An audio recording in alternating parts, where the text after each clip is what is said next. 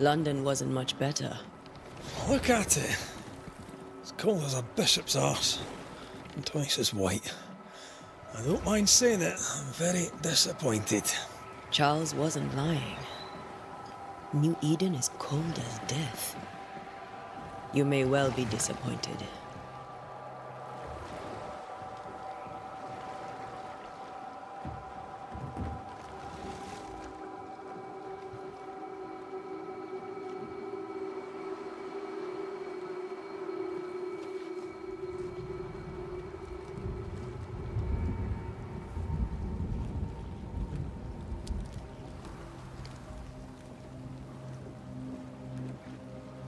You'd better be at the tavern. With a hot grog. Or two.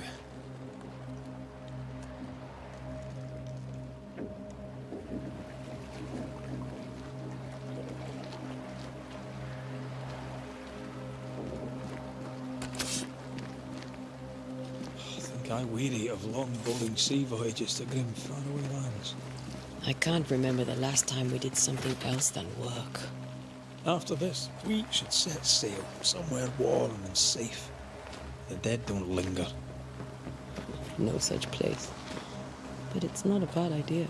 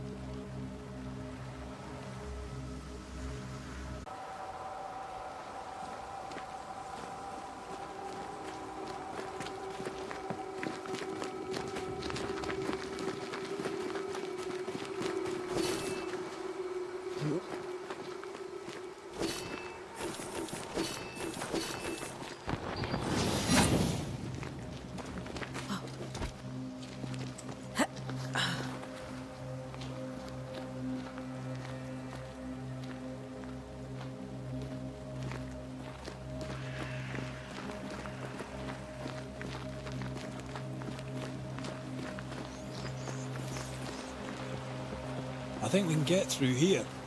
Sure. Let's go traipsing through the rotten, falling down house.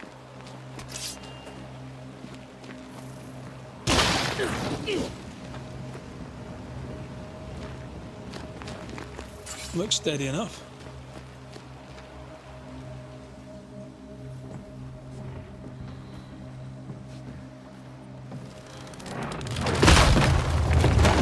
Watch out!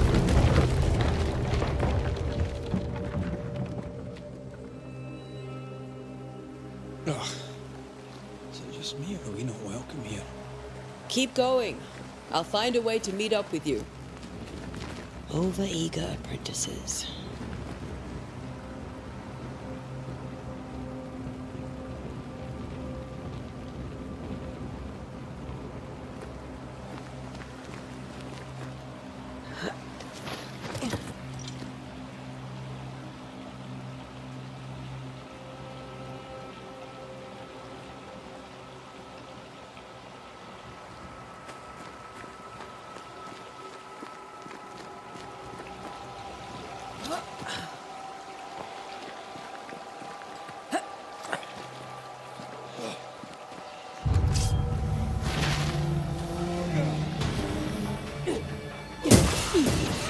Too slow.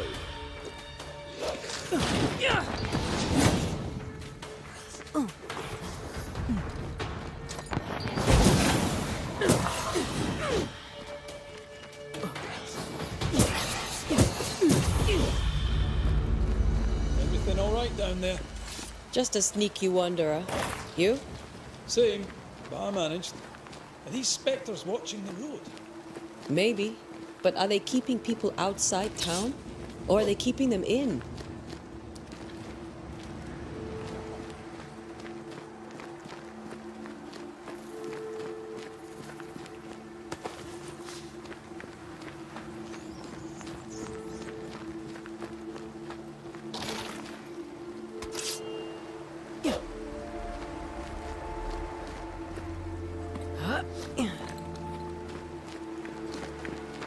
More wanderers. Behind you!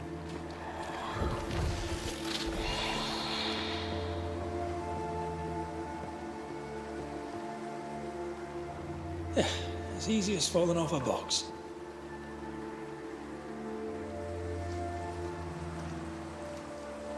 Can't tell how long these people are dead. The original settlers, perhaps. Whoever, this doesn't bode well.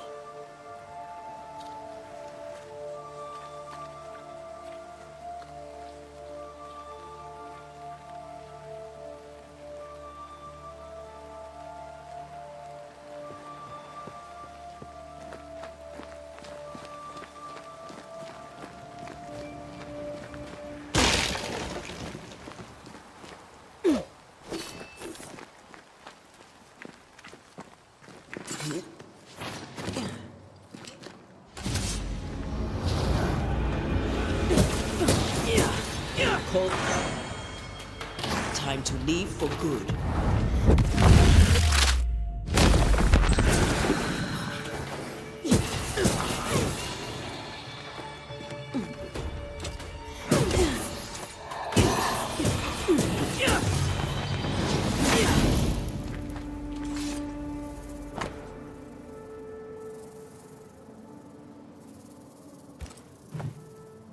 These people left New Eden town just a few days ago. What exactly is going on here?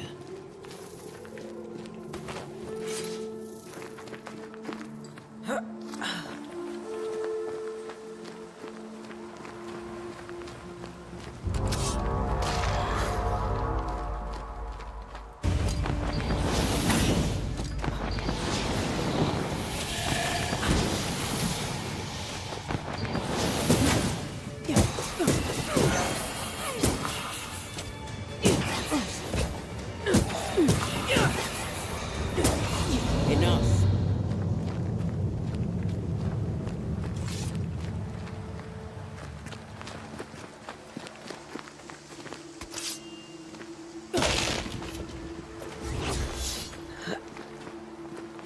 That augurs badly for the case. Situation's worse than you thought. Let's wait to hear what Charles has to say.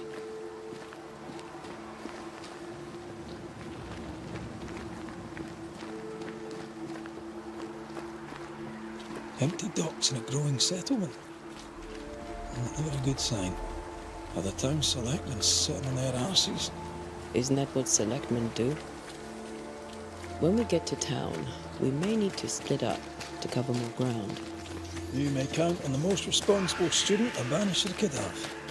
We'll see if you remember some of your teaching. If you're up for it. Always.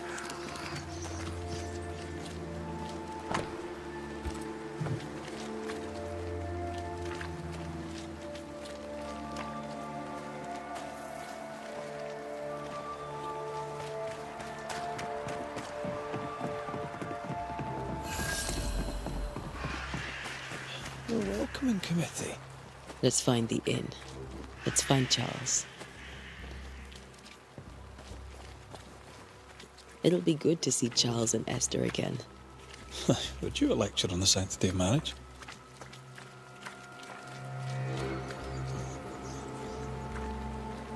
A pretty word for a set of shackles. I'm sure folk here are just as open-minded as Charles.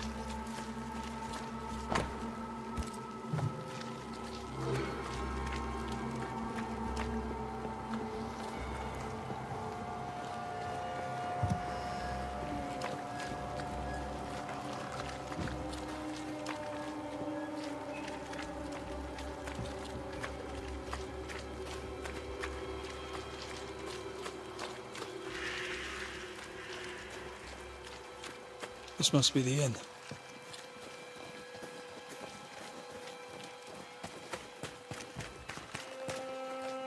I must take a moment by myself. Excuse me.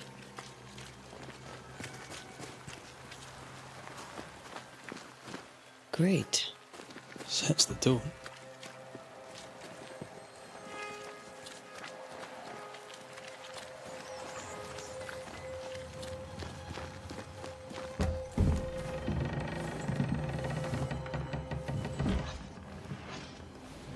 Charlie, we're here. Your prayers are answered. Pour us a drink. Finally. Banisher, please come in. As it is called, your serving woman may sit while we talk. I'm the help. She's the boss. You're not Charles. My name is Antea Duarte. This is my partner, Red McWraith. Good day to you, sirs, madam. Now, where's Charles? Minister Davenport said help was on its way. I assumed... Keep digging, Fairfax. Good day. Pennington, captain of the train band. This here is thick-skinned Newsmith. We're the selectmen. What's left of us? Why is Charles not here? We're sorry for your loss. We'll do what we can for his widow. The Reverend is dead. When? How? A terrible tragedy. Though our faith sustains us, we are still very much in shock. Our shock at Reverend Davenport's killing is so great that we must sit here in comfort, losing precious time. As governor of the colony of New Eden, it is my responsibility. Look at us, sat here waiting to meet the same fate. We could all be miles away by now. You lot do what you want. I intend living. The esteemed select woman can be brusque. Forgive her. And rest assured that her aptitudes far outweigh her manners. Or lack thereof. Her point still stands, Fairfax. Sitting here, doing nothing, we are as lambs to the slaughter. The Banishers are here. Surely with their expertise we may yet prevail. Then I shall leave you and your expertise in ghosts and devils to find out. My expertise in blood and battle is of little use. Mistress Duarte, if I can be of service, yous may visit me at home. On the other side of the street, as it were. Well, Governor, shall you leave or shall you stay? For myself, I'll stay. Our company has suffered terribly. But we are worth saving. And now that you are here, save it we shall. Please, accept my sincerest condolences for the loss of your friend. We feel the loss of our minister so very keenly. Charles Davenport was a man of great knowledge and devotion. The pride, indeed, of New Eden. It discommodes me greatly to remember how we found his body in the cemetery. Indeed, it distresses me yet further to tell you that we do not know what so tragically cost him his life.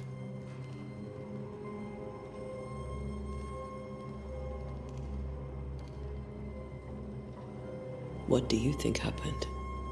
I could guess, to little use. It is evident, however, that Charles's unexpected death is linked to his investigation of the curse. In the minister's absence, I try, in all humility, to protect us all, body and soul, from our ongoing peril. You see, in my youth, I too was something of a demonologist. Rather a good one, if I say so myself. We're not demonologists, and neither was Charles. Is his widow Esther taking visitors? The widow Davenport is at home, and does not much venture out. Their house overlooks the dock. I offered Charles a home with a view across a pretty meadow, but he refused. He preferred the village life. Speak to her, if she'll see you. But she knows no more than we do about how her husband died.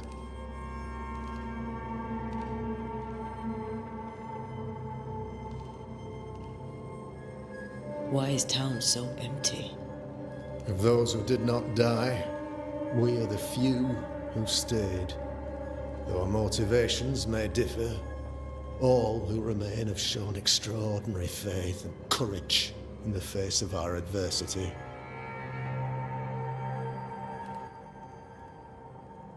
Those who left, where did they go? Boston, outlying settlements. Anywhere, everywhere. Although, as you may have heard, the weather has likely closed the roads. Some believe the path through the dark woods offers salvation. I do not. I believe we must stand our ground. Will they return when the curse is lifted? I fervently hope so. They have homes here. But we sent the children away some time ago, and many could not live with their absence. If we do not resolve this situation quickly, the community of New Eden shall be broken, perhaps forever.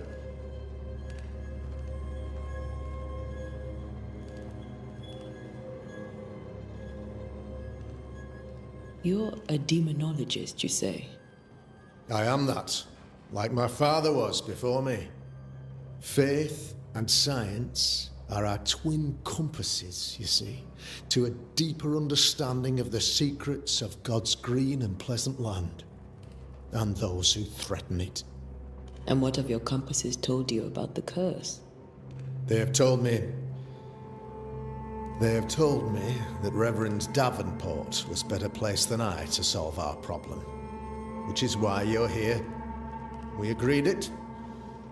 I shall stand for the company, I said, as the moral authority, the anchor, and the rock, as Charles and his Banishers lift the curse.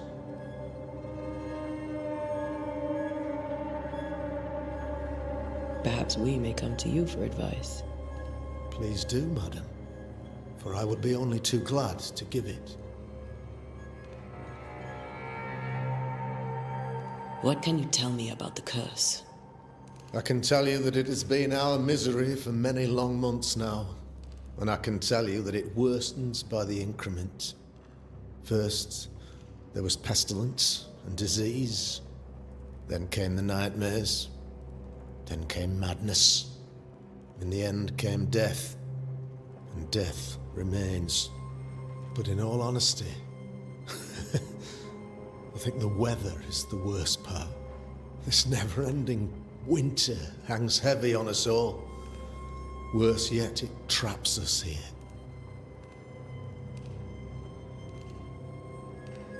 What do you think caused the curse? In my humble opinion, I'll point to the obvious. The abyss disgorges its spawn upon New Eden, bent on making God's poor creatures suffer. As to the nature of the demon, that's what we're paying you to find out. Our late friend Charles faced a Herculean task and acquitted himself with honor. You will have to do far better than that, I'm afraid. Our contract stands. If you'll have it, yes. Our contract stands for Charles. All right. For Charles. Thank you. We have what we need. Then I wish you success. By my instruction, a room is prepared for you in the old schoolhouse. I'll be here if you need me.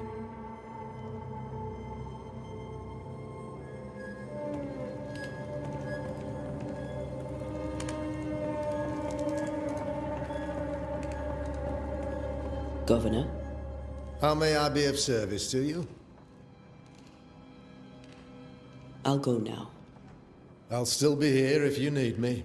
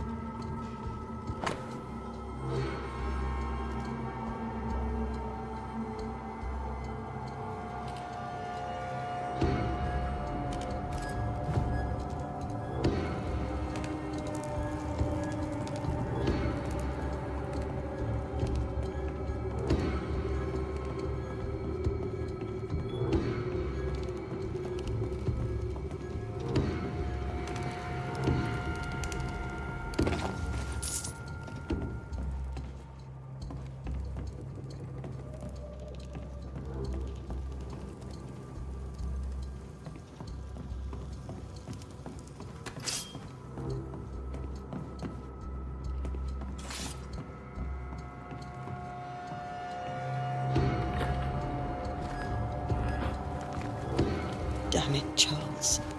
Those accursed sea storms. If only we'd been here earlier. No. But as Charles would say, another day, another soul to save. These people have no idea what they're up against.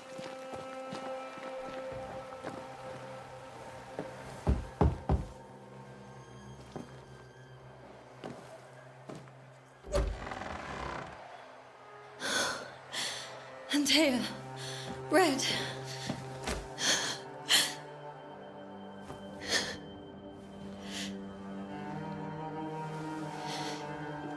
Come in.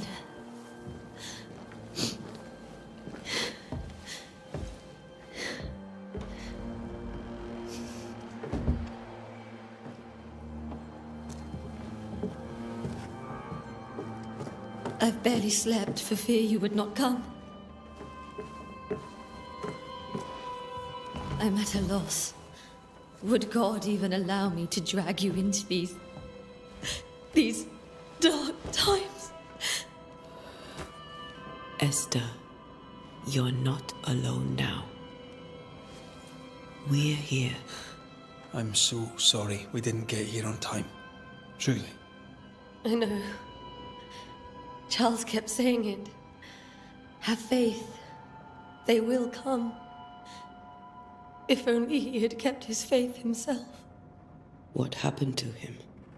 Poor Charles. Just one more victim of the curse of New Eden. You know how he is. Was. Restless. Impatient. It's not that he gave up on you, his friends, but that he could wait no more. I believe he tried to lift the curse. I too have questions, but I have no answers. Nor do I now have a husband.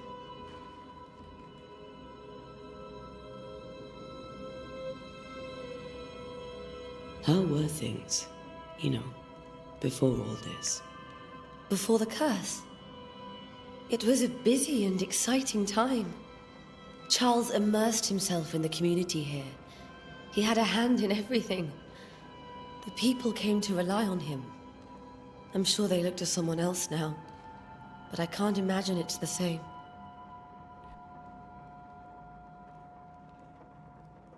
What can you tell me about the esteemed Governor Haskell? Fairfax Haskell is well read and educated, but at times his back can be too stiff. He shares Charles's interest in the unknown, but his passion seems less than practical. He's an academic. Still, good to know our patron has some understanding of our work. We met the captain too, along with the huntress, Thickskin. Do you know them? I find Thickskin Newsmith's manner a little frightening, but I think she has a good heart. A fine hunter by all accounts. Captain Pennington comes with a reputation for soldiering. He comports himself with a wry dignity, but I suspect that beneath it all, he's just sad. Charles thought so too. There are wounds beneath Saul Pennington's armor, he said, that time and God have not yet healed. Is there anything we should know about? Lord, deliver me, for I cannot endure this. I cannot endure it, and Charles does not deserve it. Anything at all, Esther. Please. I have felt Charles present about the house. His ghost lingers. He needs help. If he's here, I promise I will know no rest until he has his. You can count on us. We'll start with the house. Charles's papers are gathered in his office. Take what you need. Thank you, Esther.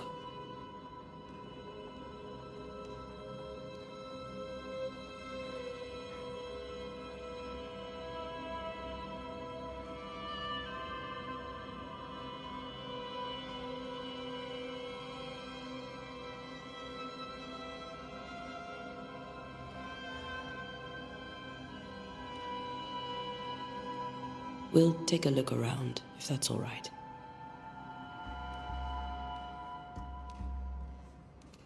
May I be of any help? You stay put. We'll find a way.